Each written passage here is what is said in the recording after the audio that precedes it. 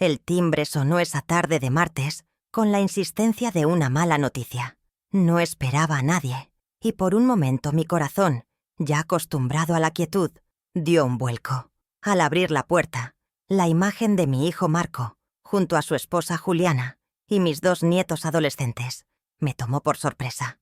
No me habían avisado de su visita, pero mi primer impulso fue el de siempre, una alegría ingenua que se desbordó en una sonrisa.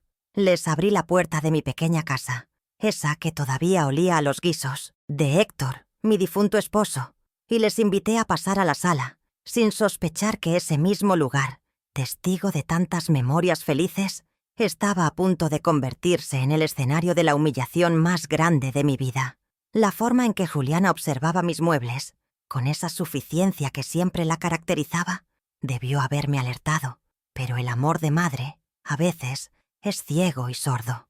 Marco se sentó en el viejo sillón de Héctor, ese que nadie se atrevía a ocupar, y lo hizo con una familiaridad que no le correspondía, como si estuviera reclamando un trono olvidado. Juliana, a su lado, cruzó las piernas y me lanzó una de esas miradas que combinaban lástima y superioridad. Fue ella quien rompió el silencio, con esa voz melosa que usaba para disfrazar sus intenciones. «Rosa, qué bonita tienes la casa, tan acogedora», dijo, y la pausa antes de la última palabra fue como una pequeña daga. Pero el golpe final lo asestó mi propio hijo, sin previo aviso, sin una pizca de delicadeza. Soltó la bomba. «Mamá, tenemos una noticia excelente. Como sabemos que no usas la casa de la playa, hemos decidido que nos vamos a mudar allí por unos meses.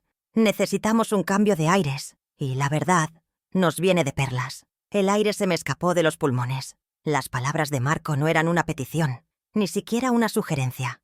Eran una orden, una declaración de hechos consumados. Me quedé mirándolo, buscando en sus ojos al niño que había criado, al joven por el que había sacrificado noches enteras de sueño y turnos dobles en el hospital. Pero solo encontré a un extraño, un hombre cuya voluntad estaba completamente sometida a la de su esposa. Juliana sonreía, triunfante, como si acabara de ganar una batalla de la que yo ni siquiera sabía que formaba parte. Sentí cómo el calor subía por mi rostro, una mezcla de rabia y vergüenza que me paralizó la lengua. Mi casa de la playa, el refugio que Héctor y yo construimos con el sudor de nuestra frente, el santuario de mis recuerdos más preciados, estaba siendo usurpado frente a mis narices. «Excelente, ¿verdad?», repitió Marco, con una sonrisa que no le llegaba a los ojos, ajeno al cataclismo que acababa de provocar en mi interior. Mis nietos, absortos en sus teléfonos, ni siquiera levantaron la vista. Eran meros espectadores de mi despojo. Yo era un mueble más en esa sala, una presencia invisible cuya opinión no importaba. Querían mi silencio, mi sumisión, mi bendición forzada a su atropello. En ese instante comprendí la profundidad de mi soledad y la magnitud de su desprecio. No veían a una madre, sino un recurso. No veían un hogar lleno de amor, sino una propiedad vacante lista para ser ocupada. La casa no era solo ladrillos y arena. Era el último bastión de mi vida con Héctor, y ellos lo estaban profanando con una frialdad que me helaba los huesos. Juliana, al ver mi silencio, decidió intervenir con su falsa amabilidad. «Ay, Rosa, no pongas esa cara. Es solo por un tiempo, hasta que encontremos algo. Además, te haremos un favor. Así la casa no se queda sola y se deteriora. Deberías agradecérnoslo». «Agradecer». La palabra resonó en mi cabeza como un eco grotesco. Agradecer que me arrebataran mi paz, que pisotearan mis sentimientos. Cada sílaba era un insulto a mis canas, a mis años de sacrificio. Quise gritar, quise echarlos de mi casa, pero la voz se me había quebrado en 1000 pedazos. Me limité a sentir lentamente, un gesto de derrota que ellos interpretaron como consentimiento. La procesión de la humillación continuaba, y yo, su única espectadora consciente, sentía cómo algo dentro de mí comenzaba a endurecerse. La visita fue breve, apenas lo suficiente para comunicarme mi nueva condición de exiliada de mi propio refugio. Se marcharon con la misma prisa con la que llegaron, dejándome sola en medio de los escombros de mi dignidad. Me senté en el sillón frente al que había ocupado Marco y miré por la ventana. pero no veía el jardín que con tanto esmero cuidaba. Veía las olas rompiendo en la orilla. Escuchaba la risa de Héctor mientras corríamos por la arena.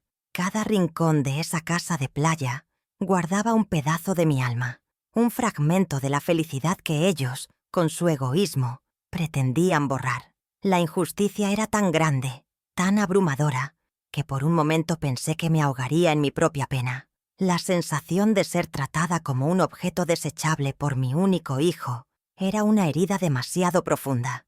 Pero mientras las lágrimas comenzaban a rodar por mis mejillas, un recuerdo, una imagen borrosa, empezó a tomar forma en mi mente. Era la imagen de mi cuñado, el hermano de Héctor, un hombre sabio y precavido, entregándome una carpeta de cuero el día que firmamos la compra de la casa.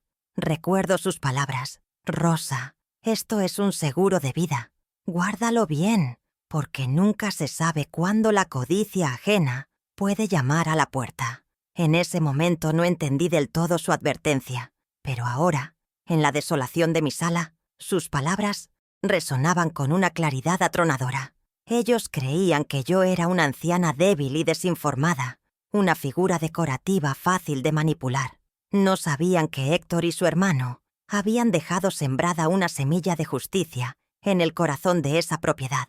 Y entonces, en medio del dolor, una chispa se encendió. Una promesa silenciosa nació en mi pecho. Ellos habían subestimado a la enfermera, que había pasado más de 35 años luchando por la vida de otros en las trincheras de un hospital público. Habían subestimado a la viuda que había aprendido a navegar la soledad con la cabeza en alto. Pensaron que podían tomar lo que era mío sin consecuencias, pero se equivocaban. No conocían el contenido de esa vieja carpeta de cuero. No tenían idea del poder que yacía dormido en sus páginas. Mi mano temblaba, pero no de miedo, sino de una incipiente determinación. Mi lucha no sería con gritos ni con súplicas, sino con la inteligencia y la estrategia. Iba a enseñarles el verdadero significado de la palabra respeto, y lo haría con la fuerza silenciosa de la verdad. Permítanme que me presente, que ponga un nombre y una historia a esta mujer a la que acaban de ver tambalearse. Me llamo Rosa Quispe y tengo 68 años de vida acumulada en el alma y en las arrugas que surcan mi piel. Soy viuda desde hace ya una década, 10 años en los que el silencio se ha convertido en mi compañero más fiel. Mi esposo, Héctor, se fue demasiado pronto, dejando un vacío que ni el tiempo ni la rutina han logrado llenar por completo. Vivo sola en esta casita de barrio, la misma que compramos con nuestros primeros ahorros. Un lugar modesto, pero impregnado de cada risa, cada discusión y cada abrazo que compartimos. Sobrevivo con su pensión, una ayuda justa que me permite pagar las facturas y darme algún que otro pequeño gusto, pero que no alcanza para comprar la compañía que tanto anhelo. Mi mayor carencia no es de dinero, sino de afecto, de esas conversaciones sencillas que llenan los días. Mi vida no siempre fue así de tranquila. Durante más de 35 años fui enfermera en hospitales públicos. Mis manos, que hoy solo se dedican a cuidar de mis geranios y mis rosales, han sostenido vidas, han limpiado heridas y han ofrecido consuelo en las horas más oscuras. Recuerdo los pasillos interminables, el olor a desinfectante mezclado con el miedo y la esperanza, y el sonido constante de los monitores. Fui una de esas guerreras anónimas de bata blanca, doblando turnos, sacrificando fines de semana y feriados para que a mi familia, a mi Marco, nunca le faltara nada. Esa profesión me enseñó a ser fuerte, a mirar el dolor de frente sin pestañear, a encontrar una fuerza interior que no sabía que poseía, pero también me enseñó el valor de la empatía, una cualidad que, irónicamente, parece haberse perdido en la persona por la que más me esforcé. Desde que Héctor partió, mis días transcurren en una cadencia lenta y predecible. Me levanto con el sol, preparo mi café con la misma parsimonia de siempre y salgo a mi pequeño jardín. Hablo con mis plantas, les cuento mis penas y mis alegrías, y ellas me responden con sus colores y sus aromas. Son mi terapia, mi conexión con la tierra, con la vida que sigue brotando a pesar de todo. Por las tardes, suelo sentarme en el porche a conversar con mis vecinos, gente sencilla como yo, que conoce el valor de una buena charla. Intercambiamos recetas, chismes sin maldad y recuerdos de un tiempo que ya no volverá. Son pequeños bálsamos para mi soledad, instantes de conexión humana que atesoro como si fueran oro puro, porque sé lo frágiles que pueden llegar a ser. Sin embargo, mi refugio más íntimo, mi santuario personal, son los viejos álbumes de fotos. Puedo pasar horas enteras perdida entre sus páginas amarillentas, reviviendo cada momento. Allí estoy yo, joven y llena de sueños, con mi uniforme impecable. Allí está Héctor, con su sonrisa pícara, abrazándome en nuestra boda. Y allí está Marco, de niño, con las rodillas raspadas y una mirada llena de inocencia. Pero mis fotos favoritas, las que miro con una nostalgia que me aprieta el pecho, son las de la casa de la playa. Cada imagen es un portal a la felicidad. Héctor enseñando a pescar a un pequeño Marco, yo construyendo castillos de arena con él, los tres juntos viendo el atardecer desde la terraza. Ese lugar no era una simple propiedad, era el archivo de nuestra alegría, el testamento de nuestro amor. Mi naturaleza siempre ha sido la de dar. Como enfermera di mi tiempo y mi energía. Como esposa di mi amor y mi lealtad. Como madre lo di absolutamente todo, sin reservas, sin condiciones. Creo que nací con este instinto de cuidar, de proteger, de anteponer las necesidades de los demás a las mías. Es mi mayor virtud, y como he descubierto de la forma más dolorosa, también mi mayor vulnerabilidad. Este amor incondicional por Marco me ha vuelto ciega a sus defectos, me ha hecho justificar sus ausencias, perdonar sus descuidos y aceptar las migajas de afecto que de vez en cuando me arrojaba. Siempre encontraba una excusa para su comportamiento, culpando al estrés del trabajo, a la influencia de su esposa, a cualquier cosa antes que admitir la dolorosa verdad, que mi hijo había olvidado cómo valorar a su madre. Pero que nadie se equivoque. Detrás de esta apariencia de abuela frágil y complaciente, la mujer que enfrentó emergencias a vida o muerte durante décadas sigue viva.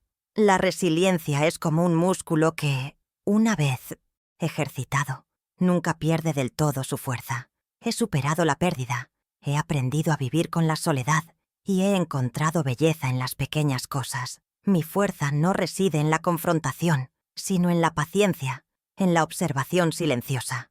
He aprendido que las batallas más importantes no se ganan a gritos, sino con la calma de quien sabe que tiene la razón y la justicia de su lado. Esa fuerza latente, adormecida por la rutina y la tristeza, ha sido despertada por el desprecio de mi hijo, y ahora corre por mis venas como un torrente de agua fresca y decidida. Mi rutina, ahora, ha adquirido un nuevo propósito. El cuidado de mi jardín se ha vuelto más metódico. Cada flor podada es un pensamiento que ordeno en mi mente. Las conversaciones con mis vecinos ya no son solo un pasatiempo, sino una forma de mantenerme anclada a la realidad, de recordar quién soy, más allá de mi rol de madre. Y los álbumes de fotos, ahora los miro con una nueva perspectiva. Ya no son solo una fuente de nostalgia, sino un recordatorio tangible de lo que estoy defendiendo. No lucho por un montón de ladrillos frente al mar. Lucho por el legado de Héctor, por la dignidad de nuestros sacrificios, por el respeto a nuestra historia.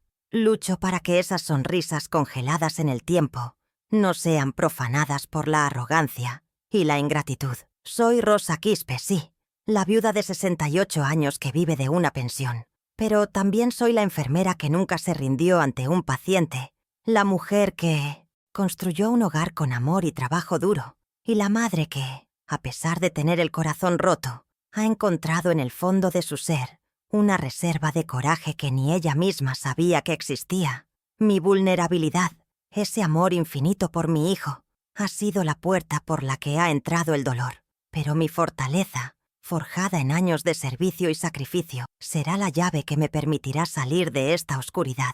Ellos han cometido un grave error. Han confundido mi bondad con debilidad, mi silencio con sumisión, y están a punto de descubrir cuán equivocados estaban.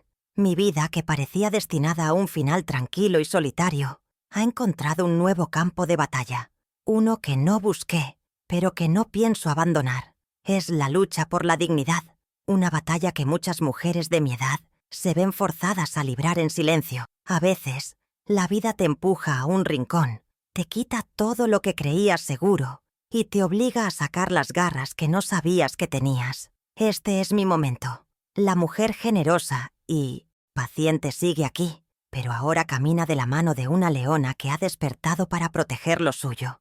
Y esa leona no piensa retroceder ni un solo paso. La casa de la playa es más que una propiedad. Es la materialización de mi historia. Y nadie, ni siquiera mi propio hijo, tiene el derecho de reescribir el final. Esta historia que les cuento no es solo mía. Es la de muchas madres que han dado todo a cambio de indiferencia. Es la historia de una generación que enseñó a sus hijos a volar, solo para ver cómo se olvidaban del nido del que partieron. Mi nombre es Rosa Quispe, y esta es mi promesa. No permitiré que el desprecio se convierta en el último capítulo de mi vida. La justicia, a veces, tarda en llegar, pero siempre encuentra su camino. Y yo me encargaré de despejarle el sendero, porque el amor de una madre puede ser incondicional, pero su dignidad no es negociable. ¿Y tú? ¿Qué habrías hecho en mi lugar? Cuéntamelo en los comentarios. Si quieres escuchar más historias como esta, suscríbete y acompáñame en este viaje. Mi familia, o lo que queda de ella, es pequeña y se resume en un solo nombre: Marco. Él es mi único hijo, el centro de mi universo durante tantos años, y el padre de mis 2 nietos adolescentes, a quienes apenas conozco. Sus visitas son tan esporádicas que me cuesta recordar si a Lucas le sigue gustando el fútbol, o si a Sofía todavía le apasiona el dibujo. Los veo más en las fotos que Juliana publica en sus redes sociales que en persona, siempre posando en restaurantes caros o en viajes exóticos, imágenes de una felicidad fabricada que parece no tener espacio para una abuela de barrio. Esta distancia no se creó de la noche a la mañana, fue un muro que se fue construyendo ladrillo a ladrillo, y me temo que la arquitecta principal de esa fortaleza ha sido mi nuera, Juliana. Ella es, sin duda, la mente maestra detrás de la frialdad que ahora define mi relación con mi hijo. Marco, mi Marco, no siempre fue así. Recuerdo a un joven sensible, lleno de sueños, que me abrazaba con fuerza y me contaba sus secretos. Pero el hombre en el que se ha convertido es una sombra de aquel muchacho. Es una persona de carácter débil, fácilmente influenciable. Un barco a la deriva cuyo timón está firmemente en manos de su esposa. Su necesidad de complacerla, de mantener ese estándar de vida que ella considera indispensable, lo ha llevado a sacrificar sus propios valores y, lo que más me duele, a olvidar los míos. A veces lo miro a los ojos y siento que estoy viendo a un extraño, a un actor que interpreta un papel en una obra que no le gusta, pero que no se atreve a abandonar por miedo a quedarse sin aplausos, sin la aprobación de su exigente directora. Juliana es el verdadero motor de esta historia, la antagonista principal de mi paz. Es una mujer envuelta en una coraza de materialismo y arrogancia. Su visión del mundo se mide en posesiones, en apariencias, en estatus social. Desde que entró en nuestra familia, me miró por encima del hombro, como si mi vida sencilla fuera una ofensa personal para ella. Para Juliana yo no soy una suegra, sino un recurso a explotar, o, en el mejor de los casos, un obstáculo a sortear. Su mente es calculadora y fría. Cada gesto, cada palabra amable, es parte de una estrategia mayor. Ella ve mi casa de la playa no como el santuario de mis recuerdos, sino como un activo inmobiliario, un escenario perfecto para sus fines de semana de postureo y sus reuniones sociales. Su codicia es el veneno que ha ido enfermando lentamente el corazón de mi hijo. Nuestra relación nunca fue fácil. Desde el principio, estuvo marcada por una tensión sutil, por una guerra fría librada en el campo de batalla de las comidas familiares. Recuerdo sus críticas veladas, sus comentarios disfrazados de consejos. Rosa, esta vajilla es un poco anticuada, ¿no crees? Podrías comprar una más moderna. O deberías pensar en vender esta casa. Con lo que te darían podrías vivir en un apartamento más seguro y, bueno, más decente. Cada frase era un pequeño ataque a mi mundo, a mi historia, a mis elecciones. Intentaba convencerme de que mi vida, la que yo había construido con tanto esfuerzo junto a Héctor, era insuficiente, era algo de lo que avergonzarse. Su objetivo era claro: despojarme de mi identidad para que fuera más fácil controlarme. Recuerdo una Navidad, hace un par de años, en la que la tensión se hizo casi insoportable. Yo había pasado días cocinando los platos favoritos de Marco, las recetas de su abuela que él tanto amaba de niño.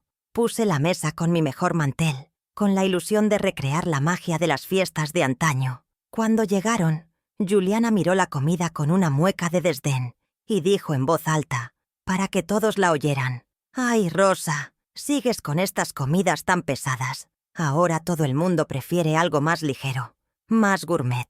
Marco, en lugar de defenderme, se encogió de hombros y apenas probó bocado. Esa noche, mientras recogía los platos casi intactos, sentí una soledad tan profunda que me partió el alma. No era la comida lo que ella despreciaba, era a mí, a mi mundo, a todo lo que yo representaba, el punto de inflexión, el momento en que me di cuenta de que la situación era irremediable. Fue cuando me pidieron dinero prestado para la entrada de un coche nuevo, uno de alta gama, por supuesto. Yo, con mis ahorros contados, les di lo que tenía, pensando que era una necesidad real. Unas semanas después, vi en las redes sociales las fotos de sus lujosas vacaciones en el Caribe.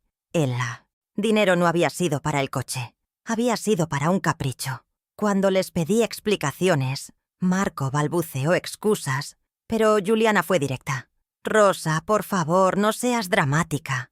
Era una oportunidad que no podíamos dejar pasar. Además, ese dinero lo tenías ahí parado, sin producir nada». En ese momento comprendí que para ellos yo era un cajero automático sin emociones, una fuente inagotable de recursos, sin derechos ni sentimientos. Su motivación es una mezcla tóxica de ambición y complejo de inferioridad. Juliana necesita desesperadamente proyectar una imagen de éxito y opulencia, quizás para ocultar sus propias inseguridades, y para mantener ese espejismo, no duda en utilizar a quien sea necesario. Marco, por su parte, está atrapado en una red de dependencia emocional y financiera. Teme perderla, teme no estar a la altura de sus expectativas, y ese miedo lo ha convertido en un cómplice silencioso de sus manipulaciones. No son malvados en el sentido clásico de la palabra. Son simplemente dos personas profundamente egoístas, incapaces de ver más allá de sus propios deseos, que han cruzado una línea moral evidente, la de tratar a una madre como un objeto que se usa y se descarta. Así que aquí estamos, con una familia fracturada por la codicia y la falta de respeto, con un hijo que ha vendido su alma al diablo del materialismo, y una nuera que orquesta cada uno de sus movimientos. La decisión de ocupar mi casa de la playa no fue un impulso, fue un paso más en su plan de expropiación emocional y material. Creyeron que, como siempre, yo bajaría la cabeza, lloraría en silencio y acabaría cediendo. Pensaron que mis 68 años me habían debilitado, que el amor de madre me haría aceptar cualquier cosa. Pero el corazón de una madre es un territorio complejo. Puede perdonar casi todo, sí, pero cuando se trata de defender la dignidad y el legado de la familia que construyó, puede volverse tan feroz como el de una leona. Cuando miro mis manos, no solo veo la piel arrugada de una mujer de 68 años, veo las cicatrices invisibles de más de 3 décadas de trabajo incansable. Cada línea en mi palma cuenta la historia de un sacrificio, de una noche en vela, de una renuncia personal hecha en nombre del amor. Durante más de 35 años, mi vida fue un ir y venir por los pasillos de un hospital público, un lugar donde la vida y la muerte danzan a diario, y donde el descanso es un lujo que pocas veces podía permitirme. No era solo un trabajo, era una misión que abracé con todo mi ser, la única forma que conocía de construir un futuro mejor para mi familia, especialmente para Marco. Él era el motor que me impulsaba a seguir adelante, incluso cuando el cuerpo me pedía a gritos una tregua. Recuerdo innumerables noches en las que, después de un turno de 12 o 16 horas, el cansancio era tan abrumador que no tenía fuerzas ni para tomar el autobús de vuelta a casa. Me acurrucaba en una camilla vacía, en algún rincón, tranquilo del hospital, usando mi propia bata como almohada, y dormía un par de horas antes de empezar de nuevo. Esas breves siestas robadas al amanecer no eran un signo de pereza, sino de pura necesidad. Cada hora extra que hacía, cada festivo que trabajaba, se traducía en un pequeño extra en mi sueldo, un dinero sagrado que iba directamente a una cuenta de ahorros. Esa cuenta tenía un único propósito: la universidad de Marco. Soñaba con que mi hijo tuviera las oportunidades que yo nunca tuve, que se convirtiera en un profesional, en un arquitecto que construyera cosas bellas y duraderas. Mientras mis compañeras hablaban de sus vacaciones, de sus pequeñas compras, de sus salidas al cine, yo sonreía y asentía en silencio. Mi vida social era prácticamente inexistente. Mis lujos eran llegar a casa y encontrar a mi hijo sano, ver sus buenas notas colgadas en la nevera. Renuncié a viajes, a ropa nueva, a cenas en restaurantes. Mi mundo se reducía a las 4 paredes del hospital y a las 4 paredes de mi hogar. Héctor, mi amado Héctor, trabajaba igual de duro en su taller de carpintería y juntos formamos un equipo indestructible. Éramos 2 hormiguitas obreras construyendo un hormiguero de amor y sacrificio, con la esperanza de que nuestro hijo, nuestro pequeño príncipe, tuviera un castillo.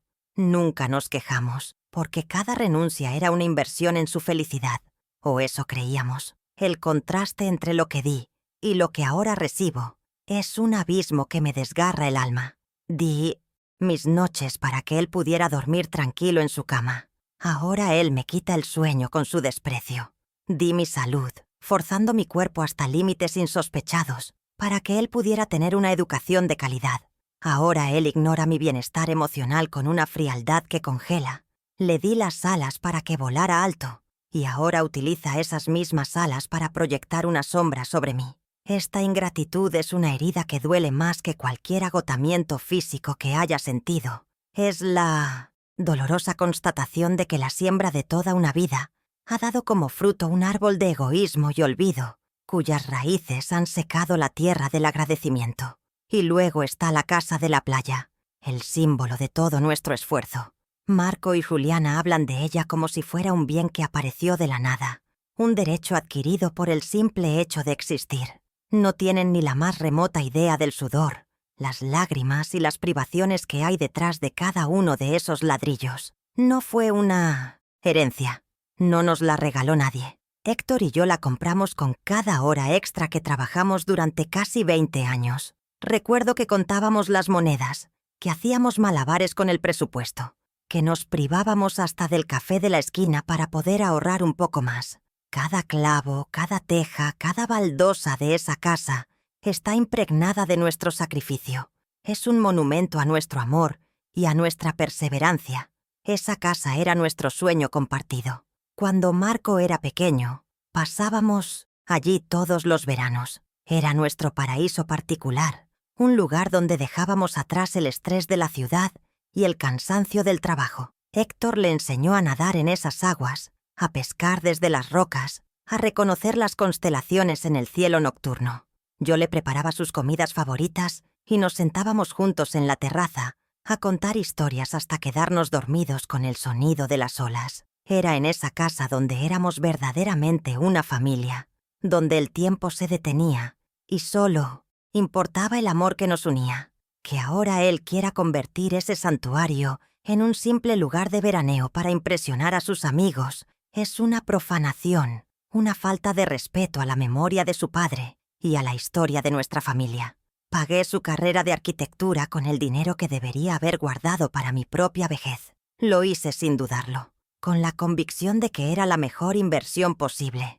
Veía en él un futuro brillante y me sentía orgullosa de ser el andamio sobre el que él construiría sus sueños. Me llenaba de alegría verlo con sus planos, con sus maquetas, hablando de proyectos y de edificios. Cuando se graduó, lloré de emoción. Sentí que todo el esfuerzo había valido la pena. Le entregué un profesional a la sociedad, un hombre con las herramientas para forjarse un buen porvenir. Lo que nunca imaginé es que la primera estructura que demolería con su nueva profesión sería la de su propia familia, empezando por los cimientos del respeto y la gratitud. El día que me hablaron de su mudanza a la playa, Juliana hizo un comentario que se me clavó en el corazón. Después de todo, Rosa, es lo mínimo que puedes hacer. Marco ha trabajado muy duro y se merece un descanso en un lugar bonito. ¿Que él se merecía un descanso? ¿Y yo? ¿Acaso mis 35 años en un hospital no contaban? ¿Acaso las noches sin dormir de Héctor no valían nada? En su mundo de apariencias y derechos adquiridos, nuestros sacrificios se habían vuelto invisibles. Una nota a pie de página en la historia de su éxito autopercibido. Nos habían borrado de la ecuación, convirtiéndonos en simples proveedores de sus caprichos, en fantasmas cuyo único propósito era facilitarles la vida sin pedir nada a cambio. Este desequilibrio entre dar y recibir me ha abierto los ojos. Durante demasiado tiempo he justificado su comportamiento, he aceptado su distancia como algo normal en la vida moderna, pero este intento de apropiarse de mi refugio, ha sido la gota que ha colmado el vaso. Ya no se trata de un simple descuido o de una falta de tiempo. Es un acto deliberado de despojo emocional y material. Es la prueba definitiva de que me ven como un medio para un fin, no como la madre que les dio todo. Y es precisamente por todo lo que di, por cada sacrificio que hice, que ahora tengo la obligación moral de defenderme. No por venganza, sino por dignidad. Mi lucha, por tanto, no es solo por una casa. Es por la validación de toda una vida de esfuerzo. Es para honrar la memoria de Héctor y el sudor que derramamos juntos. Es para demostrarme a mí misma que la mujer fuerte que fui no ha desaparecido, solo estaba dormida. Voy a recordarles, con la calma de la ley y la fuerza de la verdad, que el respeto no se hereda, se gana, y que los sacrificios de una madre no son una deuda que se pueda pagar con indiferencia, sino un legado sagrado que debe ser honrado con gratitud.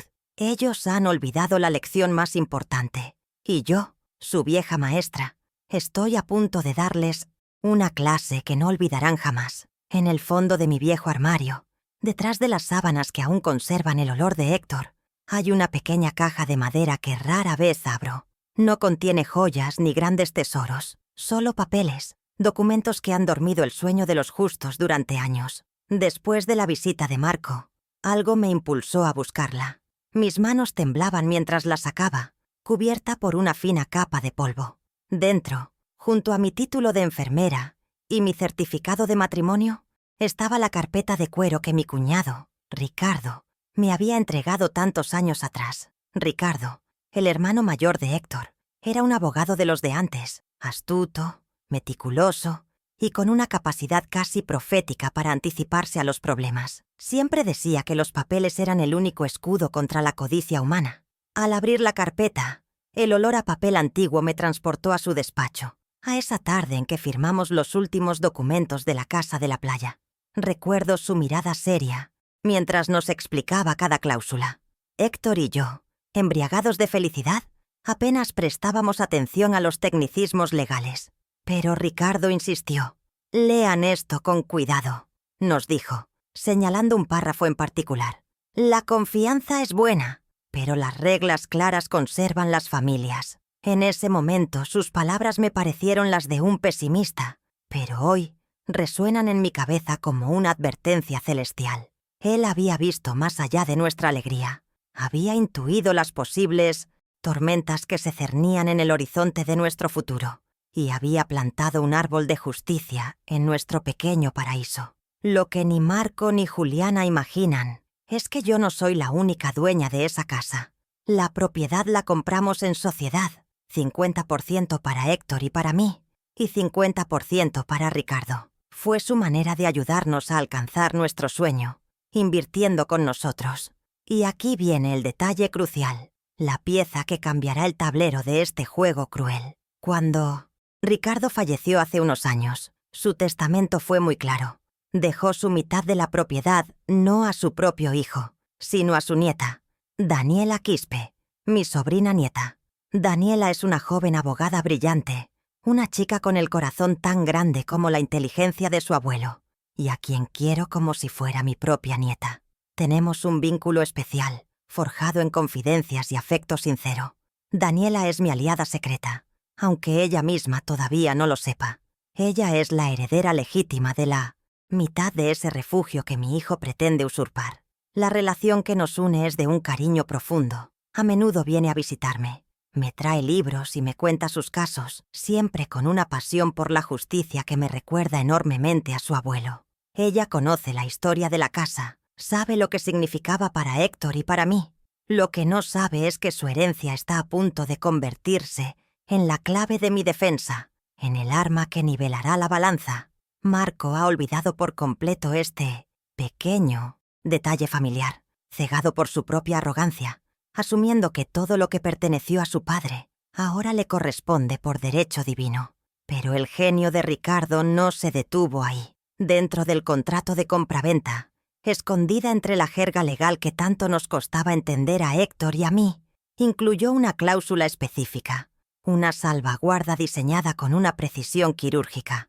Recuerdo que nos la leyó en voz alta 2 veces. El inmueble no podrá ser habitado, ni siquiera de forma temporal, por terceros que no sean los propietarios firmantes, sin el consentimiento expreso y por escrito de ambas partes. El incumplimiento de esta cláusula otorgará a la parte perjudicada el derecho a exigir la disolución inmediata de la sociedad y la venta forzosa del inmueble.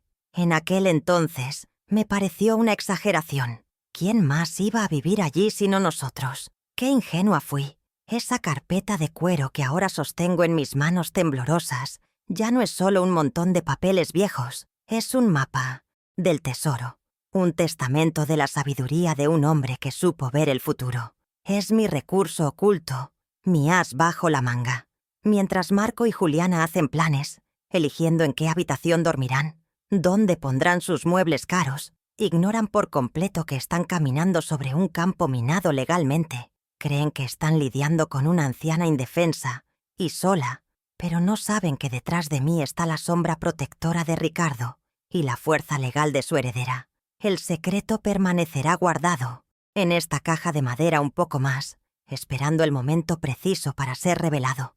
No con rabia, sino con la contundencia de la ley. Los días que siguieron a su anuncio fueron una tortura silenciosa, una sucesión de pequeñas cuchilladas que iban ahondando mi herida. El teléfono se convirtió en un instrumento de opresión. Juliana me llamaba casi a diario, no para saber cómo estaba, sino para darme órdenes disfrazadas de preguntas. ¿Ya has recogido tus cosas personales de la casa de la playa, Rosa? Necesitamos el espacio, ya sabes. Su voz, siempre con ese tono de falsa dulzura, me taladraba los oídos. Me preguntaba por las llaves, por el funcionamiento del calentador de agua, por si había alguna gotera. Cada llamada era un recordatorio de mi impotencia, una forma de marcar su territorio y de reafirmar que yo ya no era la dueña de mi propio santuario. Yo, por mi parte, respondía con monosílabos, tragándome la rabia, aferrándome a mi plan secreto como un náufrago, a su tabla de salvación. Una tarde, mientras regaba mis geranios en el porche, Marco apareció sin avisar. No venía a pedir perdón, ni siquiera a conversar. Traía una caja de cartón vacía. «Mamá, he pensado que podrías poner aquí algunas de las fotos y los adornos que tienes en la casa de la playa, para que no se estropeen con el trajín de los niños», me dijo, sin mirarme a los ojos, como si estuviera cumpliendo un trámite desagradable. La caja, con su vacío insultante, era una metáfora de lo que pretendían hacer. Empaquetar mis recuerdos, archivarlos en un rincón para que no estorbaran en su nueva vida. Sentí un nudo en la garganta. Era mi propio hijo, invitándome a desmantelar mi pasado con mis propias manos. Cogí la caja en silencio, y el peso de ese cartón insignificante me pareció tan abrumador como el de una lápida. El conflicto escaló cuando me los encontré por casualidad en el supermercado del barrio. Yo estaba en la sección de verduras, eligiendo unos tomates, cuando escuché la voz de Juliana a mis espaldas. Estaba hablando por teléfono, en voz alta, a propósito, para que yo la oyera. «Sí, claro. La casa es fantástica. Unas vistas increíbles. La madre de Marco nos la ha cedido. Por fin le va a dar un buen uso. Estaba un poco abandonada, la verdad, pero con unos cuantos arreglos quedará espectacular». Sentí como todas las miradas se clavaban en mí. La humillación pública era su nueva arma. Me hizo sentir como una anciana negligente, como si no hubiera cuidado con esmero el lugar que más amaba. Pagué mis tomates con las manos temblorosas y salí de allí casi corriendo, con el eco de su risa resonando en mi cabeza. La manipulación emocional se volvió más retorcida. Un día Marco me llamó con un tono de voz que no le había escuchado en años. Un tono lastimero, casi infantil. «Mamá, Juliana no está pasando por un buen momento. Está muy estresada. Este cambio a la playa es lo único que la mantiene a flote. Por favor, no nos pongas las cosas difíciles. Lo hacemos por la familia». Usó la palabra familia como un chantaje, como si yo fuera la responsable de la felicidad de su esposa, como si mi dolor no contara.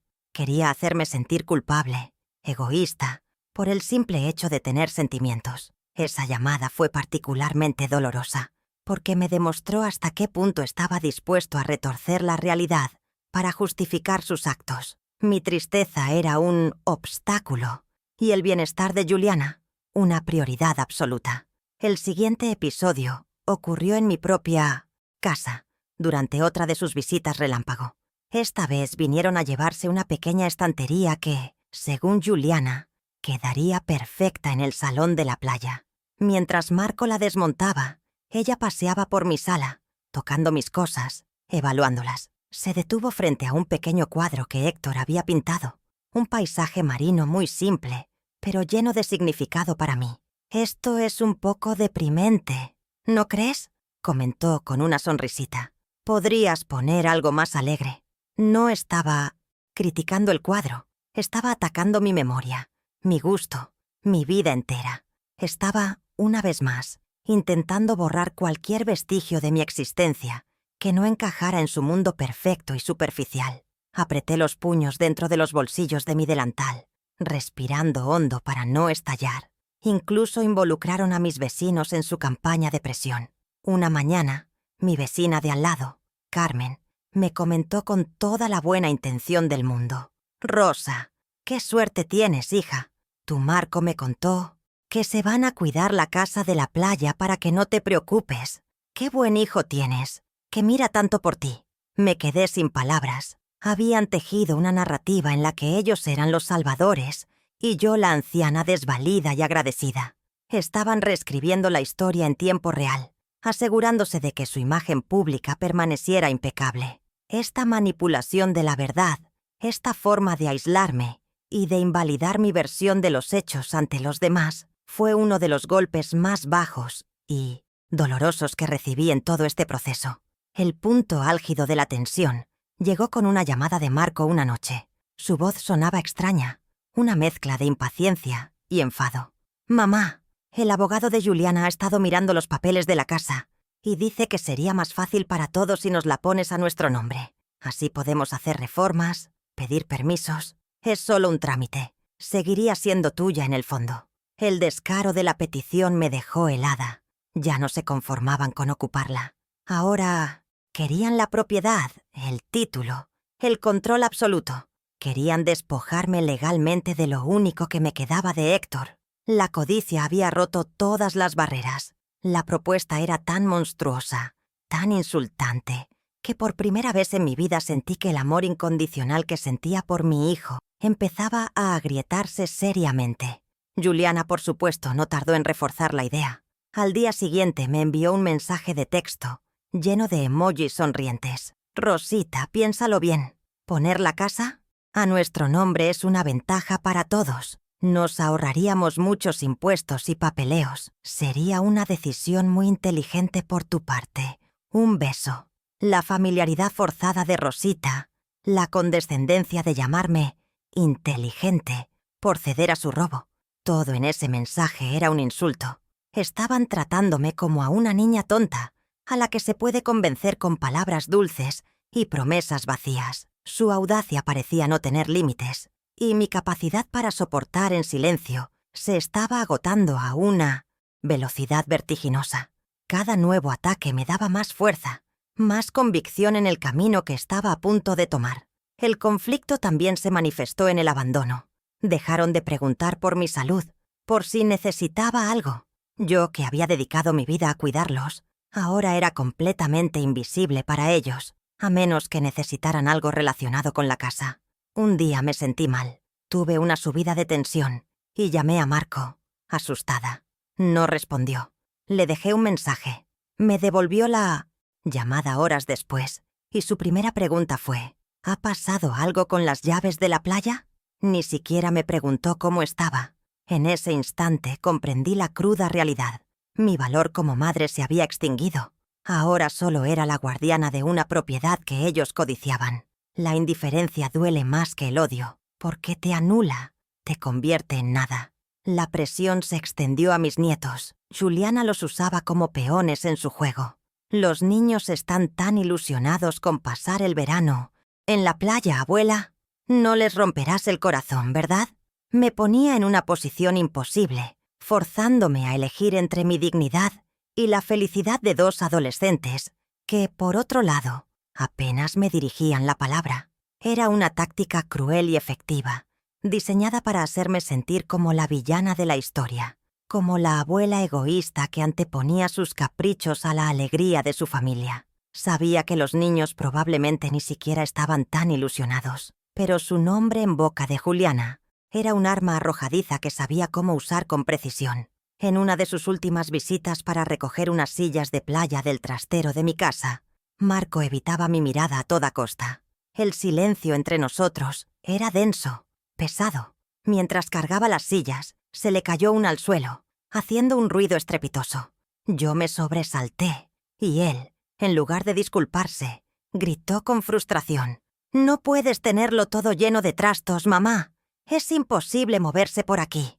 La culpa de su torpeza, de su tensión, la proyectó sobre mí, sobre mi hogar, sobre mi orden. Fue un estallido de ira contenida, la del hombre que sabe que está haciendo algo mal, pero es demasiado débil para admitirlo. Esa pequeña explosión fue muy reveladora. Me mostró la fisura en su coraza, el remordimiento que intentaba ocultar bajo capas de arrogancia. La situación llegó a un punto insostenible. Vivía en un estado de alerta constante, esperando la siguiente llamada, el siguiente mensaje, la siguiente exigencia. Había perdido la paz en mi propio hogar. Mi pequeño mundo, antes un remanso de tranquilidad, se había convertido en un campo de batalla emocional. Cada día que pasaba, la imagen idealizada de mi hijo se desmoronaba un poco más, dejando al descubierto a un hombre que no reconocía. El dolor era inmenso, pero debajo de ese dolor, una nueva Rosa estaba emergiendo, una mujer que ya no estaba dispuesta a ser una víctima silenciosa. La suma de todas estas humillaciones estaba forjando en mi interior una armadura de determinación. El último acto de desprecio, antes de que yo decidiera que era suficiente, fue recibir por correo un catálogo de muebles de terraza. Dentro, una nota de Juliana: «He visto estas tumbonas y son perfectas para la piscina. Si quieres hacernos un regalo, ya sabes. Besos». Ni siquiera se molestaban en pedir, simplemente asumían que yo debía seguir financiando su estilo de vida. No era una sugerencia, era una factura emocional. Miré el catálogo, con sus precios exorbitantes y sus modelos sonrientes, y sentí una calma extraña y fría. Se habían pasado de la raya, habían cruzado la última frontera. Ya no había vuelta atrás. Cada uno de estos episodios, desde la llamada telefónica hasta el catálogo de muebles, fue un clavo más en el ataúd de mi paciencia. Se sentían tan seguros de su victoria, tan convencidos de mi sumisión, que no vieron las señales.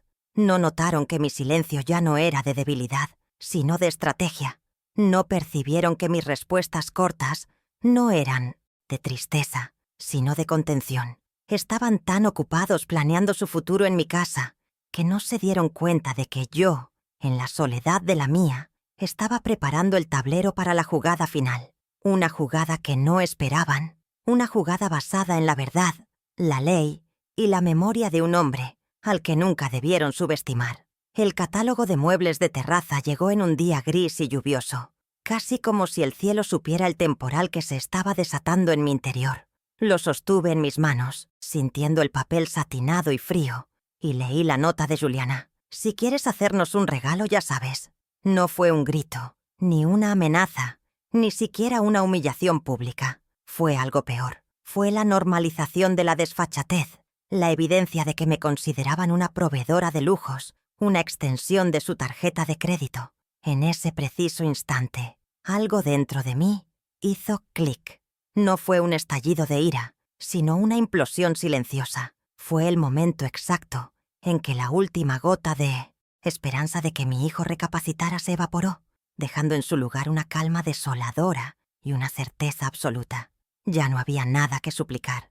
El amor y el respeto no se piden, se merecen, y ellos habían demostrado no merecer ni lo uno ni lo otro. Dejé el catálogo sobre la mesa de la cocina y me serví un vaso de agua. Mis manos, que minutos antes temblaban de rabia contenida, ahora estaban firmes. Me miré en el reflejo del cristal de la ventana. Vi a una mujer mayor, con el pelo blanco y los ojos cansados, pero la mirada era diferente. Había una dureza nueva en ella, una determinación fría que no había visto antes. Se acabó la Rosa que lloraba en silencio, la que buscaba excusas para justificar la ingratitud. Se acabó la madre que esperaba una llamada que nunca llegaría. En ese momento de ruptura silenciosa, decidí que no iba a malgastar ni un gramo más de mi energía en el dolor. A partir de ahora, toda mi fuerza estaría enfocada en un único objetivo: la justicia. No una venganza ruidosa y visceral, sino una lección elegante, precisa y devastadora.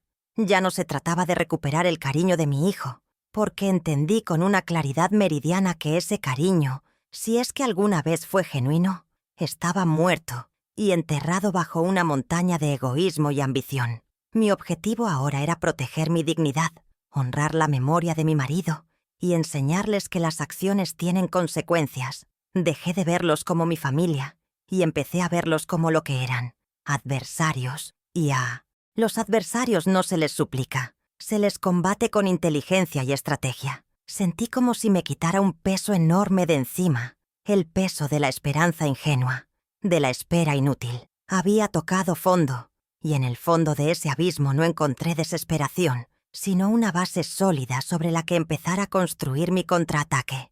Con esa nueva resolución, caminé hacia el viejo armario, saqué la caja de madera y extraje la carpeta de cuero de mi cuñado Ricardo.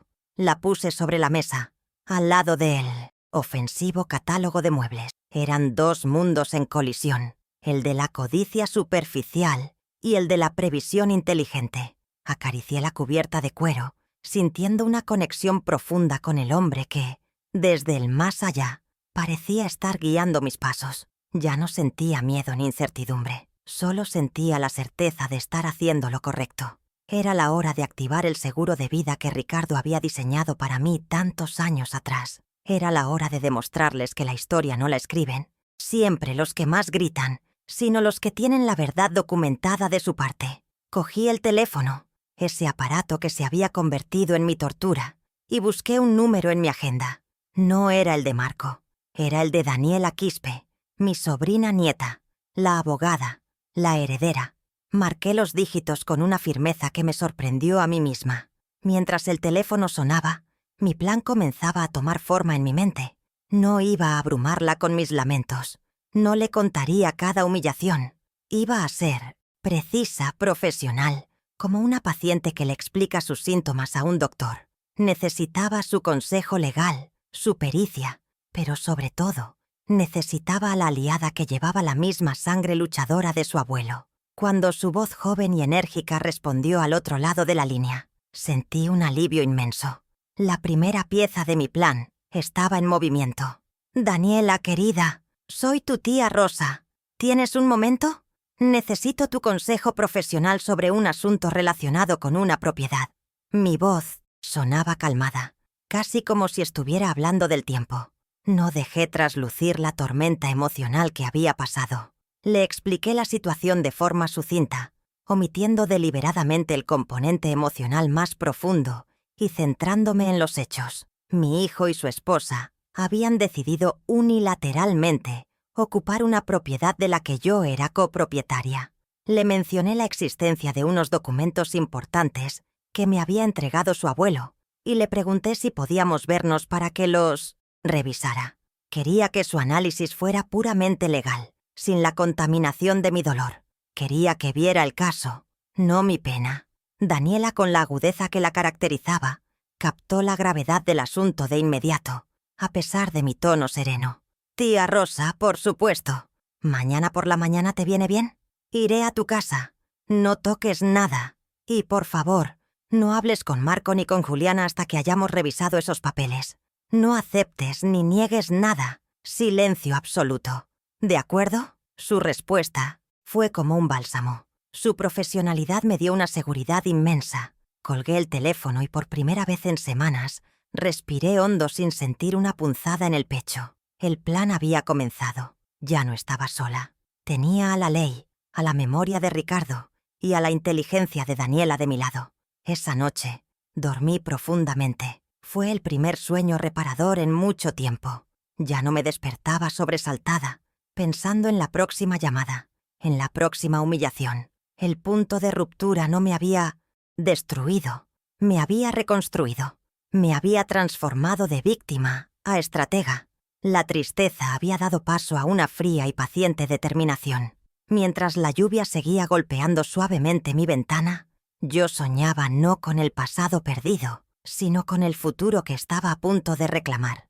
Un futuro en el que la dignidad no era negociable y el respeto era la única moneda de cambio aceptada. La enfermera que cuidaba de todos había decidido, por fin, cuidar de sí misma. Y su tratamiento iba a ser infalible. Daniela llegó a la mañana siguiente, puntual como un reloj suizo, con un maletín de cuero que olía a profesionalidad y a justicia. Le ofrecí un café y, sin más preámbulos, puse la carpeta de su abuelo sobre la mesa.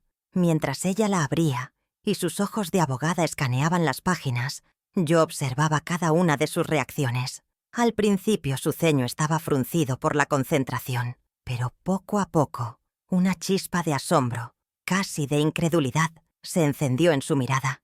Leyó la escritura, el testamento y finalmente la famosa cláusula del contrato de compraventa.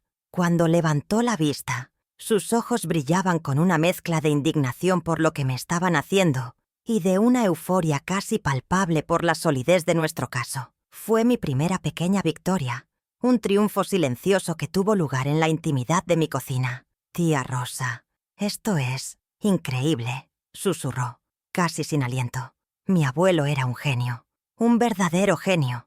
Esta cláusula es una fortaleza inexpugnable. Es de una claridad y una contundencia demoledoras. Se reclinó en la silla y me miró con una sonrisa que era pura confianza. No solo tienes el derecho de negarles el acceso, sino que su mero intento de ocuparla, sin tu consentimiento por escrito, y el mío, constituye una violación del contrato. Esto nos da el poder, si así lo decidimos, de forzar la venta inmediata de la casa. Tienen 0 posibilidades en un tribunal. 0. Escuchar esas palabras de una profesional, ver la seguridad en sus ojos, fue como recibir una transfusión de fuerza y de esperanza. El peso que había estado cargando sobre mis hombros durante semanas comenzó a disiparse. Ya no era solo mi palabra contra la suya, era la ley. Daniela me explicó el plan con una claridad meridiana. No vamos a decir nada todavía. Vamos a dejar que se confíen, que den el siguiente paso. Necesitamos una prueba irrefutable de que han ocupado la propiedad. Mientras tanto, vamos a preparar la notificación extrajudicial. Será nuestro primer disparo, y te aseguro que será ensordecedor. Su calma y su estrategia me contagiaron. Por primera vez, sentí que tenía el control. Me sentí poderosa, no con la arrogancia de Juliana, sino con la serena confianza de quien tiene la razón y las herramientas para demostrarlo. Esa mañana, mi pequeña cocina se convirtió en nuestro cuartel general, y mi sobrina nieta, en la generala que me guiaría en esta batalla por la dignidad. La primera mini revelación no fue para ellos, fue, para mí, la revelación de mi propia fuerza. Me encantaría saber si alguna vez te pasó algo parecido, si sentiste que la justicia estaba de tu lado, y eso te dio fuerzas para seguir. Cuéntamelo en los comentarios. Siguiendo las instrucciones de Daniela, mi siguiente movimiento fue sutil, casi imperceptible, pero diseñado para sembrar la primera semilla de la duda en su mente. Redactamos juntas un mensaje de texto simple y deliberadamente ambiguo. Se lo envié a Marco esa misma tarde. El mensaje decía: «Marco, hijo, he estado revisando unos papeles antiguos de la casa de la playa con una abogada por un tema de la herencia. Hay algunos detalles que debemos aclarar antes de que hagáis ningún movimiento. Hablemos pronto. No había acusación, no había enfado, solo una frase cargada de una incertidumbre calculada. Utilicé las palabras abogada y herencia como pequeños torpedos bajo su línea de flotación. Sabía que esas dos palabras, juntas, despertarían la paranoia de Juliana y romperían su sensación de control absoluto. La respuesta no tardó en llegar. Menos de 5 minutos después, mi teléfono sonó. Era Marco. Su voz ya no era condescendiente, sino que tenía un matiz de ansiedad. ¿Qué papeles, mamá? ¿Qué abogada? No entiendo nada.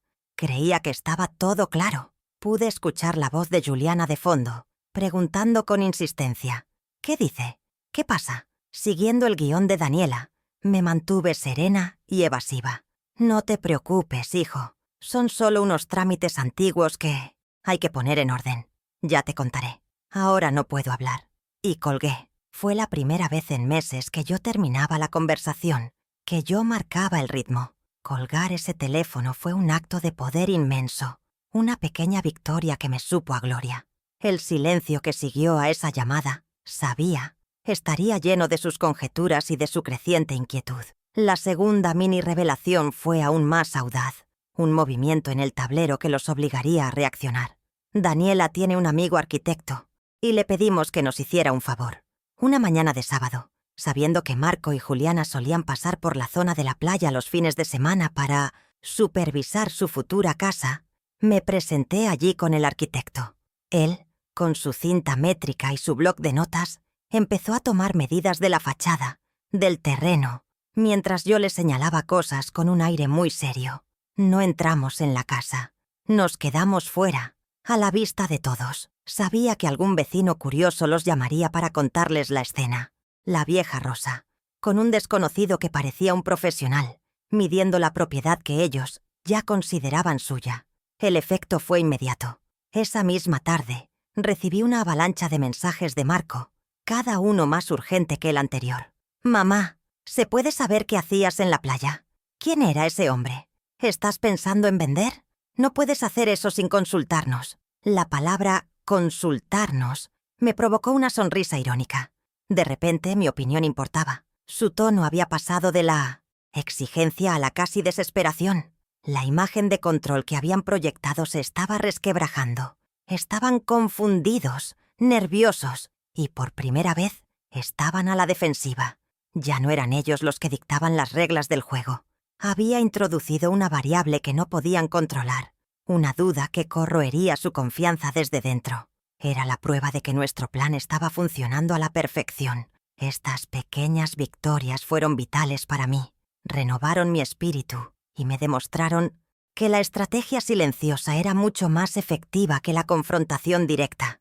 Cada llamada nerviosa de Marco, cada mensaje inquisitivo de Juliana, era música para mis oídos. Me confirmaban que habíamos tocado un nervio, que su armadura de arrogancia no era tan impenetrable como creían. Dejaron de llamarme para darme órdenes sobre la mudanza y empezaron a llamarme para intentar sonsacarme información, para descifrar mis movimientos. El miedo había cambiado de bando. Ahora eran ellos los que temían lo desconocido, los que se sentían observados y evaluados. Daniela estaba encantada. «Perfecto, tía. Están exactamente donde queríamos. Están preocupados por el dinero, por la propiedad. Su reacción demuestra que nunca les importaste tú, solo el activo que representas. Ahora, solo tenemos que esperar a que cometan el error final. Y el error final, según nuestro plan, sería que ocuparan la casa. Necesitábamos que cruzaran esa línea roja para que la violación del contrato fuera un hecho, consumado e irrefutable. Cada día que pasaba, la tensión aumentaba. Yo mantenía mi silencio estratégico, respondiendo a sus preguntas con evasivas, alimentando su incertidumbre. Me sentía como una jugadora de ajedrez que, después de haber sacrificado varias piezas, se prepara para dar el jaque mate. Incluso mi estado de ánimo cambió visiblemente. Mis vecinos me decían que me veían mejor, más animada. Carmen me comentó un día: «Rosa, tienes otro brillo en los ojos, se te ve más ligera». Y era verdad. La carga del dolor y la humillación había sido reemplazada por la adrenalina de la acción, por la certeza de que estaba luchando por lo correcto. Ya no era una víctima a la espera del siguiente golpe. Era una combatiente preparando su ofensiva.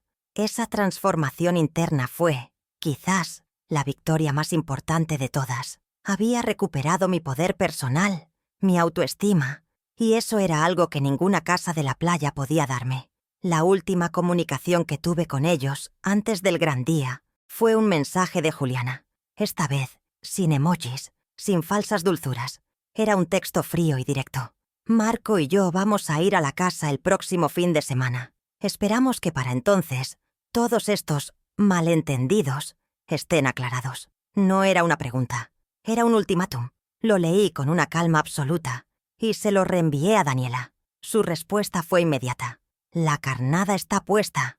Han mordido el anzuelo. Prepárate, tía. El espectáculo está a punto de comenzar. Mi corazón latió con fuerza, pero no era miedo. Era la emoción que precede a la batalla final, la emoción de saber que la justicia, por fin, estaba a punto de ser servida. El día elegido llegó con un sol radiante, casi como si la naturaleza misma se hubiera puesto de acuerdo para iluminar el escenario de la justicia. Juliana, en su afán por ostentar, había organizado una gran cena en la casa de la playa para celebrar su nuevo hogar temporal. Había invitado a todo su círculo de amigos, a esas personas ante las cuales necesitaba desesperadamente validar su estatus. Daniela y yo supimos de la fiesta a través de una de sus indiscretas publicaciones en redes sociales con una foto de la terraza y el pie de foto. Preparando todo para nuestra primera noche mágica en el paraíso. Esa publicación fue su error final, la prueba que necesitábamos. Mientras ellos se preparaban para su fiesta de vanidad, nosotras nos preparábamos para nuestra función estelar. Me puse mi mejor vestido, uno que no usaba desde el aniversario de bodas, de unos amigos, y un collar de perlas de mi madre. Quería lucir digna, serena, no como una víctima, sino como la matriarca que retoma el control de su legado. Llegamos a la casa de la playa al anochecer. Desde la calle se escuchaba la música, las risas y el tintineo de las copas. Por un instante, mi corazón vaciló. Iba a confrontar a mi propio hijo, a exponerlo delante de sus amigos. Pero entonces recordé cada humillación, cada llamada, cada gesto de desprecio, y mi determinación se solidificó, como el granito. Daniela me apretó suavemente el brazo. «Recuerda, tía, con la cabeza alta. No estamos aquí para pelear. Estamos aquí para informar». Caminamos por el sendero de piedra que llevaba a la terraza, el mismo sendero que Héctor había construido con sus propias manos. La escena que encontramos era exactamente como la habíamos imaginado. Una docena de personas vestidas elegantemente, bebiendo champán, admirando la vista al mar. Juliana era el centro de atención, moviéndose entre los invitados con la gracia de una reina en su corte. Marco, con una copa en la mano, se subió a un pequeño escalón para llamar la atención de todos. Su rostro estaba sonrojado por el alcohol y la excitación. Quería hacer un brindis. El murmullo de las conversaciones se apagó. Fue entonces cuando avanzamos, saliendo de la penumbra del jardín hacia la luz de la terraza. La aparición de dos mujeres, una anciana y una joven, vestidas con una sobriedad que contrastaba con el ambiente festivo, causó un silencio inmediato y desconcertado. La sonrisa de Marco se congeló en su rostro al verme. Juliana se giró, y su expresión de triunfo se transformó en una máscara de pura incredulidad y furia. En ese preciso instante, antes de que nadie pudiera decir nada, Marco, ya atrapado en el impulso de su discurso, pronunció las palabras que sellarían su destino. «Quiero brindar», comenzó, con la voz ligeramente temblorosa al vernos, «por este nuevo capítulo y por la generosidad de mi madre, Rosa, que, aunque a veces es un poco reacia a los cambios, en el fondo sabe lo que es mejor para la familia». La frase, que pretendía ser un torpe intento de salvar las apariencias, fue la ofensa final, la justificación pública de su atropello. Fue en ese momento que Daniela dio un paso al frente, con una calma que helaba la sangre. «Disculpe que interrumpa su brindis, señor Marco», dijo, con una voz clara y firme que resonó en toda la terraza. «Pero me temo que hay varias inexactitudes en sus palabras que necesitan ser aclaradas de inmediato. sobre todo porque se están pronunciando en una propiedad que no les pertenece. El silencio se volvió denso. Casi se podía cortar con un cuchillo. Todos los ojos se clavaron en nosotras. Juliana intentó intervenir. «Pero, ¿quién se cree que es usted para interrumpir mi fiesta?» Daniela la miró fijamente, sin inmutarse.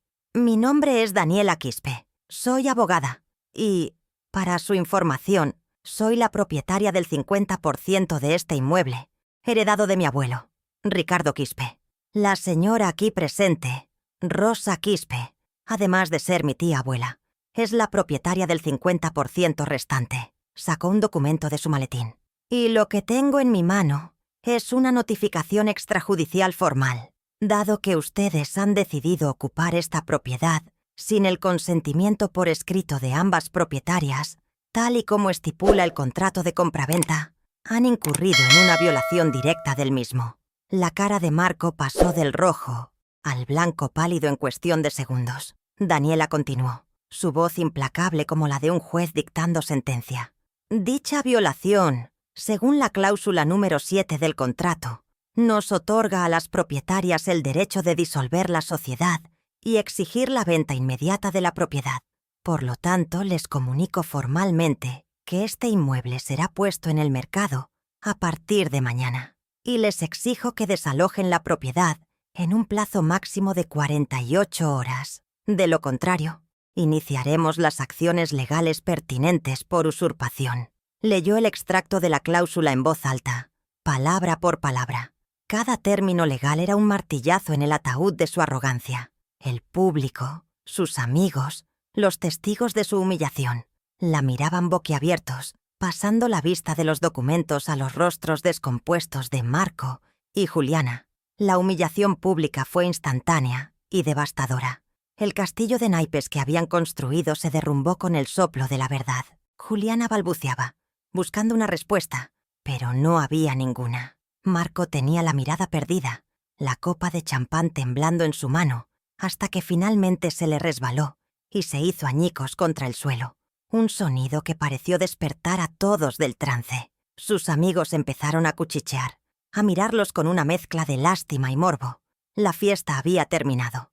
La generosidad forzada de la madre se había revelado como un intento de robo, y los anfitriones de la noche mágica no eran más que unos impostores, unos usurpadores. Yo permanecí en silencio, observando la escena, sin sentir alegría ni triunfo, solo una profunda y triste sensación de justicia. Juliana, en un último intento desesperado, se abalanzó sobre Marco. «¿Vas a dejar que nos hagan esto? Di algo. Inútil».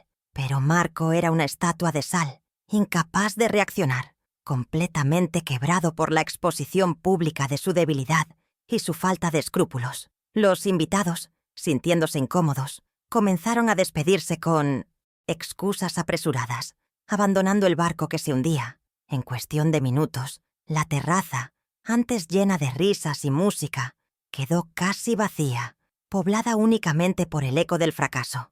El escenario de su triunfo se había convertido en el teatro de su vergüenza. La verdad, dicha con calma y respaldada por la ley, había sido más poderosa que cualquier grito o cualquier súplica. Daniela guardó los papeles en su maletín con la misma profesionalidad con la que los había sacado. Se giró hacia mí. «Tía, nuestro trabajo aquí ha terminado. Vámonos». Antes de irme, mis ojos se encontraron con los de Marco por una fracción de segundo.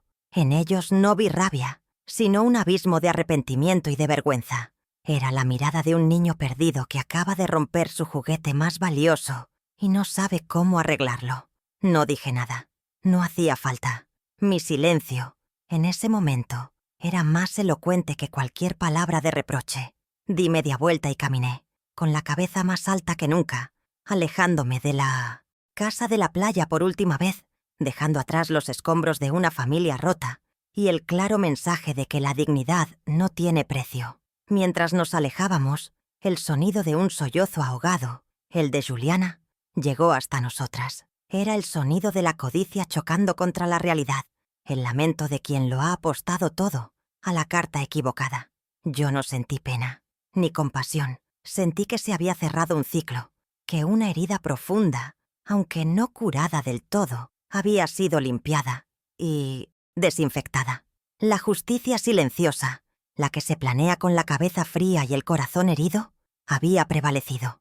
La casa de la playa, el legado de Héctor, había sido protegida, aunque para ello tuviera que sacrificar la última ilusión que me quedaba sobre mi hijo.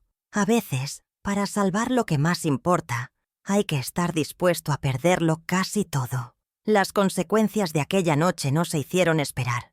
La noticia de la humillación pública de Marco y Juliana se extendió como la pólvora entre su círculo de amigos. La historia, adornada con el morbo de los testigos presenciales, los pintaba como lo que eran, unos usurpadores codiciosos. Perdieron mucho más que el acceso a una casa de verano.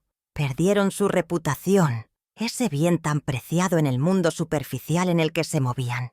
Las invitaciones a fiestas cesaron. Las llamadas de sus amigos se volvieron escasas. De la noche a la mañana, se convirtieron en unos parias sociales, marcados por el estigma de haber intentado estafar a una madre anciana. Para Juliana, cuya identidad entera se basaba en la apariencia y el estatus, fue un golpe mortal, una caída desde su pedestal de cartón piedra, de la que no supo cómo recuperarse. La casa de la playa se vendió sorprendentemente rápido.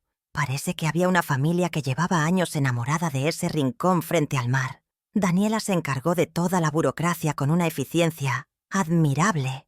Ver cómo se firmaban los papeles de la venta fue un momento agridulce. Por un lado, sentía la tristeza de desprenderme del último vestigio material de mi vida con Héctor. Pero por otro, sentía una liberación inmensa. Estaba cortando el ancla que me ataba a un pasado doloroso. Estaba convirtiendo un foco de conflicto en una oportunidad para empezar de nuevo. El dinero que recibí, mi 50%, era mucho más de lo que jamás había imaginado tener. No lo veía como una fortuna, sino como el fruto de toda una vida de sacrificios. Un dinero que, por fin, iba a utilizar para mi propia felicidad. Mi primera gran decisión fue comprar un apartamento moderno y luminoso en el centro de la ciudad, a pocas calles de donde vivía Daniela.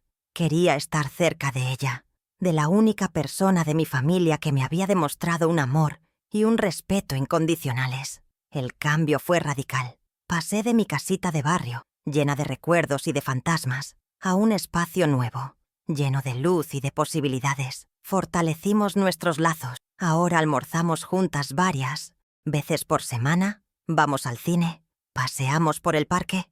Daniela me ha traído una juventud y una alegría que creía perdidas. Nuestra relación, forjada en la adversidad, se ha convertido en el pilar de mi nueva vida, demostrándome que la verdadera familia no siempre es la que te toca por sangre, sino la que te elige y te respeta. Con el resto del dinero, decidí hacer algo que había pospuesto durante toda mi vida: viajar. Siempre había soñado con ver el mundo, pero entre los turnos en el hospital y la crianza de Marco, ese sueño siempre quedaba relegado al final de la lista de prioridades. Ahora no tenía excusas. Hice mi maleta y compré un billete para mi primer destino, sin un plan fijo, solo con el deseo de descubrir, de aprender, de vivir. He visitado museos en ciudades lejanas, he probado comidas exóticas, he visto paisajes que me han dejado sin aliento y, lo más importante, me he conocido a mí misma de una forma completamente nueva. Cada viaje es un acto de autoafirmación, la prueba de que nunca es tarde para ser la protagonista de tu propia historia. La enfermera que dedicó su vida a cuidar de otros, por fin estaba cuidando de su propia alma. Marco, consumido por el arrepentimiento, ha intentado acercarse a mí en varias ocasiones. Sus primeras llamadas estaban llenas de excusas, de intentos de culpar a Juliana, pero con el tiempo su tono ha cambiado. Ahora, en su voz, escucho una vergüenza genuina, un dolor real por el daño que me ha causado. Me ha pedido perdón de 1000 maneras diferentes. Sé que su arrepentimiento es sincero, pero el perdón es un camino largo y complicado. No le he cerrado la puerta por completo, pero le he puesto una condición muy clara y firme. Le he dicho que el perdón no se regala con palabras, se gana con hechos. Solo cuando me demuestre, con acciones consistentes a lo largo del tiempo, que ha comprendido el verdadero valor del respeto y la gratitud, podremos empezar a reconstruir nuestra relación. La relación entre Marco y Juliana, como era de esperar, se desmoronó. Sin el estatus social y los lujos que los mantenían unidos, su matrimonio se reveló como lo que siempre fue: un acuerdo comercial basado en intereses superficiales. La culpa y los reproches mutuos se convirtieron en el pan de cada día y la convivencia se hizo insostenible. Según me ha contado Marco, Juliana nunca admitió su parte de culpa. Para ella, el único culpable de su caída fue él, por su debilidad y por no haber sabido controlar a su madre. Finalmente se separaron. Mi ruptura con Juliana es, por supuesto, definitiva y sin posibilidad alguna de reconciliación. A veces, la vida misma se encarga de extirpar de raíz las relaciones tóxicas que nos impiden crecer y sanar. Mi nueva vida es tranquila, pero no es una vida solitaria. Es una vida plena, elegida por mí y para mí. He aprendido a disfrutar de mi propia compañía, a valorar el silencio no como ausencia, sino como una oportunidad para la introspección. Me he apuntado a clases de jardinería. He hecho nuevas amistades con personas que me aprecian por quien soy, no por lo que puedo darles. Mi transformación ha sido profunda. He pasado de ser una madre abnegada y una viuda invisible a ser una mujer independiente, dueña de su destino y de sus decisiones. He descubierto que la verdadera fuerza no reside en aguantar el dolor en silencio, sino en tener el coraje de ponerle fin y de construir algo nuevo sobre sus cenizas. Así, el desfecho de esta historia no es uno de venganza, sino de justicia y renacimiento. Marco está en su propio purgatorio personal, aprendiendo a la fuerza las lecciones que se negó a aprender por las buenas. Juliana ha desaparecido de mi vida, un recuerdo amargo que el tiempo se encargará de diluir. Y yo, Rosa Quispe, la enfermera jubilada, he colgado mi uniforme de sacrificios para siempre. Ahora visto los colores de la libertad, de la dignidad recuperada y de la serena felicidad que solo se encuentra cuando uno está en paz consigo mismo. La casa de la playa ya no existe en mi mapa, pero el valor que aprendí a darme a mí misma es un hogar mucho más sólido y duradero que cualquier construcción de ladrillos y cemento. Si algo he aprendido en este tortuoso pero revelador viaje, es que la dignidad no tiene precio, pero sí un valor incalculable. Es el pilar que sostiene nuestra alma cuando todo lo demás se tambalea. Durante años, creí que el amor de madre significaba aguantar, perdonar y callar, sin importar el coste emocional. Pero me equivocaba. El verdadero amor, el que nutre y construye, no puede existir sin el abono del respeto mutuo. Permitir que te falten al respeto en nombre del amor es dejar que una hermosa planta se marchite por falta de agua. He aprendido que poner límites no es un acto de egoísmo, sino de una profunda autoestima. Y proteger tu dignidad, sobre todo en la vejez, no es solo un derecho, sino una obligación sagrada para con uno mismo y para con la historia de vida que hemos escrito con tanto esfuerzo. Esta historia también me ha enseñado que la justicia más efectiva no es la que busca la venganza, sino la que persigue el equilibrio y la verdad. La venganza es un fuego que te consume a ti tanto como a tu adversario. La justicia, en cambio, es un acto de sanación, una forma de restaurar el orden natural de las cosas. Mi fuerza no provino del odio, sino de la sabiduría tranquila de saber que tenía la razón y de la paciencia para esperar el momento adecuado. Usé la ley, la inteligencia y la verdad como mis únicas armas, y demostraron ser mucho más poderosas y satisfactorias que cualquier arrebato de ira. La verdadera fortaleza no está en devolver el golpe, sino en saber cómo y cuándo posicionarse, para que el adversario caiga por el peso de sus propias acciones injustas. El respeto por nuestros mayores no debería ser una opción, sino el cimiento de toda familia sana. Los sacrificios que hacen los padres, como los que hice yo durante mis años de enfermera, no son una inversión que exige una devolución monetaria, sino un legado de amor que merece ser honrado con gratitud y cuidado. Cuando los hijos ven a sus padres solo como un recurso, como un cajero automático o un proveedor de servicios gratuitos, la familia se rompe. La ingratitud es un veneno lento que corrompe los lazos más sagrados. Espero que mi historia sirva como un recordatorio de que detrás de cada persona mayor hay una vida de luchas, de renuncias y de amor incondicional que debe ser valorada, no explotada con codicia. Al final, la lección más importante es que nunca es tarde para reinventarse. No importa la edad que tengamos, siempre poseemos la capacidad de romper con los roles que nos han impuesto y de reclamar nuestro propio poder. Yo era la madre, la viuda, la abuela, roles definidos por otros. Pero en el momento en que decidí luchar, me convertí simplemente en Rosa, una mujer defendiendo su lugar en el mundo. No dejen que nadie escriba el último capítulo de su vida por ustedes. Tomen la pluma, aunque la mano les tiemble, y escriban un final lleno de dignidad, de coraje y de amor propio, porque la vida es demasiado preciosa para vivirla a la sombra del desprecio de nadie. Mi deseo es que mi voz, la de una simple enfermera jubilada, resuene en aquellos que se sienten invisibles, en aquellos que han dado todo y han recibido poco. Que les sirva de inspiración para levantar la cabeza y decir, basta. La gratitud es la memoria del corazón, y un corazón que olvida está condenado a la soledad. Cuiden a sus mayores, honren sus sacrificios y nunca, jamás, subestimen la fuerza silenciosa de una madre que ha decidido que su dignidad no está en venta. Gracias por haberme acompañado hasta el final de mi historia. Si te ha conmovido o te ha hecho reflexionar, comparte este relato para que el respeto vuelva a ser el idioma universal en todas las familias.